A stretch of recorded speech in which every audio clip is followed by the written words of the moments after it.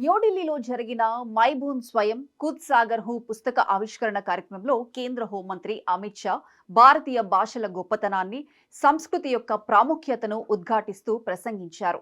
మాజీ ఐఏఎస్ అధికారి అశుతోష్ అగ్నిహోత్రి రచించిన ఈ పుస్తకం భారతీయ సంస్కృతి, భాషల గురించి చైతన్యాన్ని రేకెత్తించే లక్ష్యంతో రూపొందింది.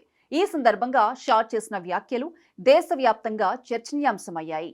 భారతీయ భాషలు కేవలం మాట్లాడే సాధనాలు మాత్రమే కాదు, అవి మన సంస్కృతి, చరిత్ర, గుర్తింపు యొక్క ఆధార స్తంభాలు. మన భాషలు మనకు గర్వకారణం. ఇంగ్లీష్ను ఆశ్రయించేవారు తమ మాతృభాషలను విస్మరించినందుకు రానున్న రోజుల్లో సిగ్గుపడే సమయం రాబోతోంది. మన భాషలను గౌరవించటం, వాటిని పెంపొందించడం ద్వారా మనం మన గుర్తింపును బలపరుచుకోవాలి. మన సంస్కృతి, సంప్రదాయాలు, చరిత్రను అర్థం చేసుకోవడానికి విదేశీ భాషలు సరిపోవు. మన భాషల ద్వారానే మన గుర్తింపు పూర్తవుతుంది. ప్రధానమంత్రి నరేంద్ర మోదీ గారు ప్రవేశపెట్టిన పంచ ప్రాణ్ సంకల్పాలు 2047 నాటికి వికసిత్ భారత్ లక్ష్యాన్ని సాధించడంలో భాషలు కీలక పాత్ర పోషిస్తాయి. మన భాషలు మన సంస్కృతి రత్నాలు. వీటిని కాపాడుకోవడం మన బాధ్యత.